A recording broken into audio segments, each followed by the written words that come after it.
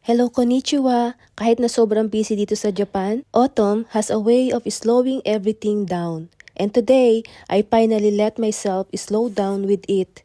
Guys, it's a nice day. I drive alone here para ipakita sa inyo ang autumn dito sa Izu. Pagkatapos ng isang linggong pagtatrabaho, ay humahanap ako ng lugar kung saan ko pwedeng ma-charge ang aking social battery. This morning, when I stepped outside and felt the cool air, I decided to give myself a moment. Yung mag-isa lang ako, yung me time, yung ako lang ang iisipin ko. Iisipin ko kung anong gusto kong kainin, pasasayahin ko yung sarili ko. I will just listen to myself and I don't have to please anyone. I just walk under trees painted with red, orange, and gold. Oh, it's so beautiful! If ever you see this kind of view, talaga namang makakalimutan mo yung stress at makakawala ng pagod. Hiking tayo para maganda sa health, good health, more hiking. Let's stay positive, avoid stress, and do the things that make us happy.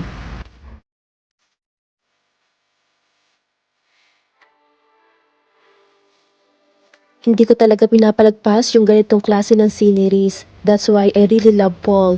I took a lot of photos and videos para ma-share ko din sa inyo kung gaano kaganda dito sa Japan. Habang nakatayo ako dito at napapalagiran ng mga autumn leaves, wala akong maramdaman kundi pasasalamat. Nakakapagod dito sa Japan, oo, mahirap, hindi ganun kadali. Kailangan mo talagang aralin ang salitang Hapon at nakipagsabayan sa mga kasama mong Japanese. Time is really important for them. Napakabilis nilang kumilos at pinapahalagan talaga nila ang oras ng bawat isa. Kaya naman, talagang maa-appreciate mo yung ganitong klase ng katahimikan para huminga saglit. I'm so happy to be free.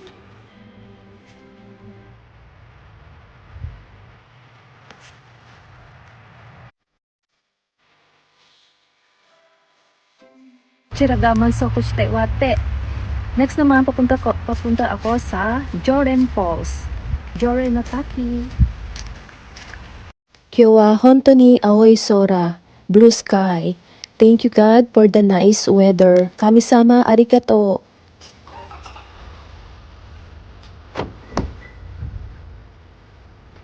Koyo ga kirei. Hiking game mo ine.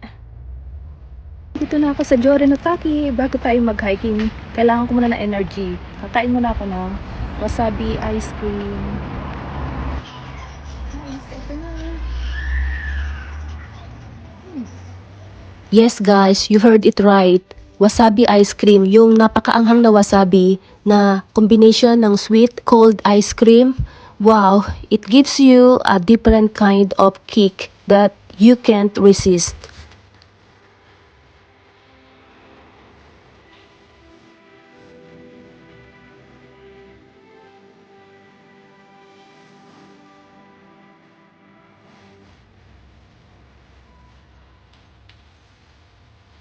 Today, I decided to go out and hike alone. Hindi lang para i-explore yung beauty ng autumn, but also to think and to remind myself how far I've come na kaya kong gawin yung gusto ko ng mag-isa. So, kung na-pause mo de, hiking gusto, ganda rin mas. Naglalakad ako, ang ganda.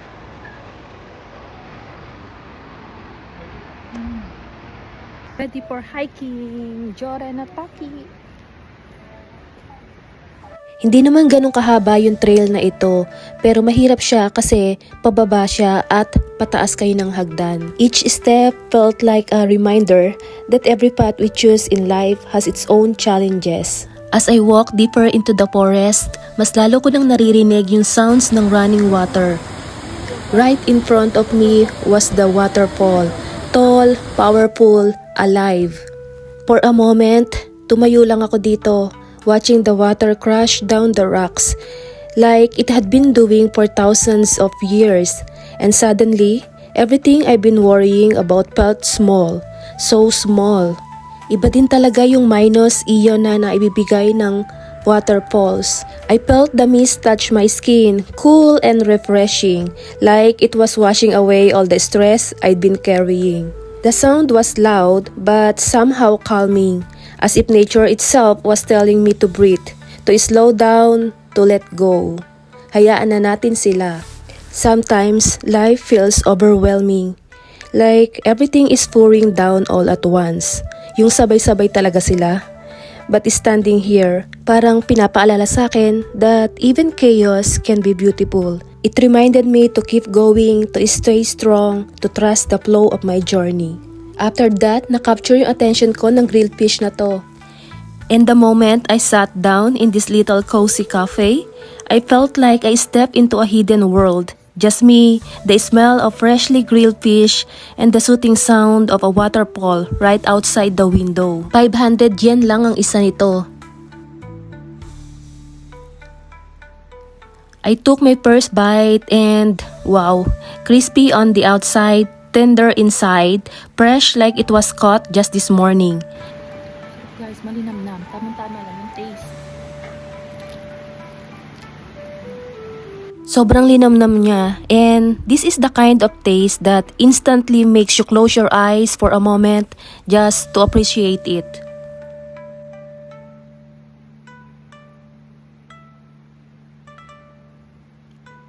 Linamnam guys.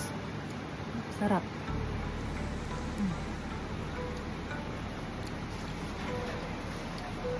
Habang kumakain ako, I kept glancing at the waterfall, the water pouring down non-stop, as if nature itself was performing just for me. And somehow, the combination of good food and that beautiful view made everything feel peaceful, comforting, exactly what my soul needed.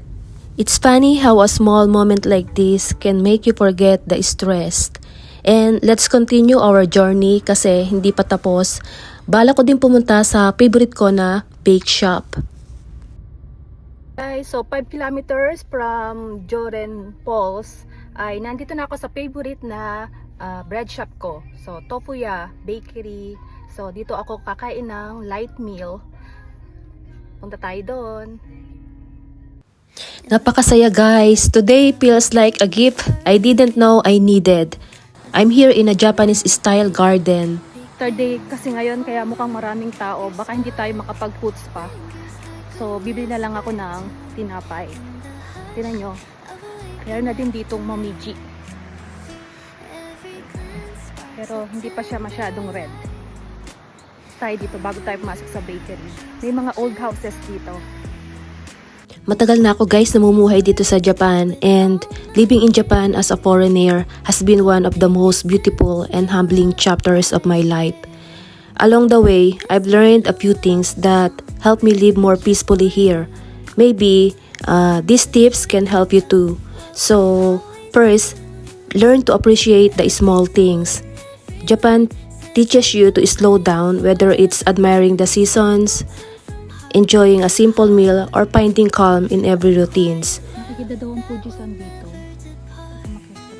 Peace starts when you learn to notice the quiet joys around you. Second is respect the culture. Japan values harmony, politeness, and consideration. A small bow, a soft sumimasen, or simply lining up properly can mean a lot. These little gestures help you blend in and earn respect. Ang sarap guys. Sobrang relaxing. Oh my God. Sarap talaga after mag-hiking tapos nakaupo ka dito sa sofa na to. Oh, what a life. So relaxing.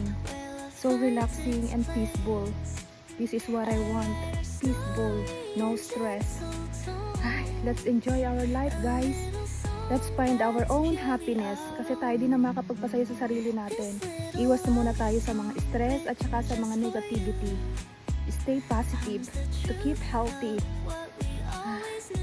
Sarap. My third advice is don't be afraid to ask for help.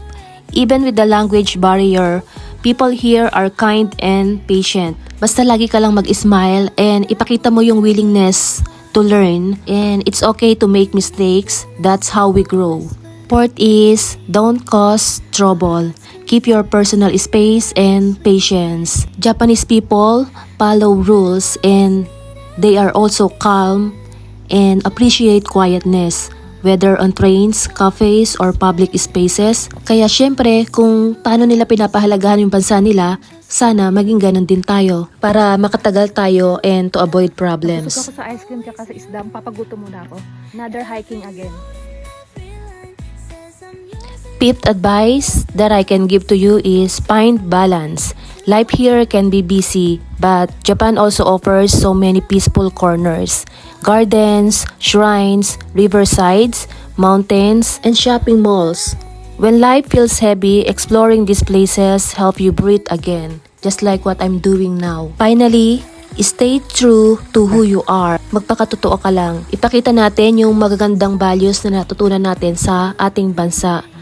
Living in a different culture doesn't mean losing yourself.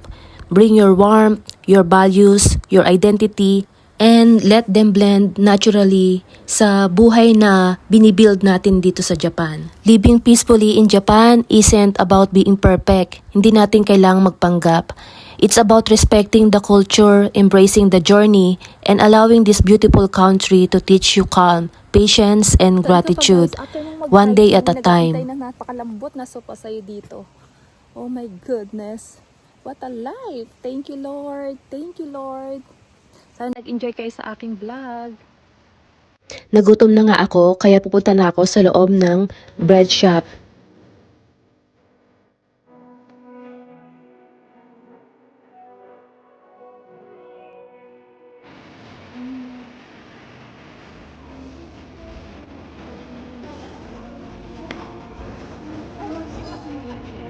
Let's savor the moment with this freshly baked bread, soft, warm, and fragrant.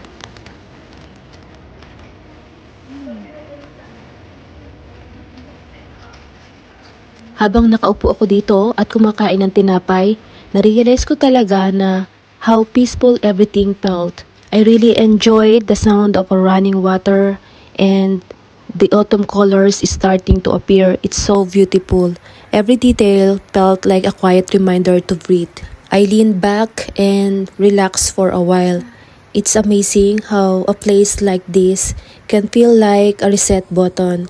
A reminder that even in the middle of busy days, there are still pockets of calm waiting to be found. Lord. People Sometimes when life gets busy, I forget how blessed I truly am. In these moments, I can't help but say, thank you, Lord, for the strength you give me, for the guidance, for the protection, and for the quiet reminders that life is still beautiful. Nature has a way of healing the heart, calming the mind, and lighting the spirit. And I'm grateful for every moment God shows His love through it. And to make my day perfect, I took a bath at a warm hot spring. Sana nag-enjoy kayo. Thank you for watching.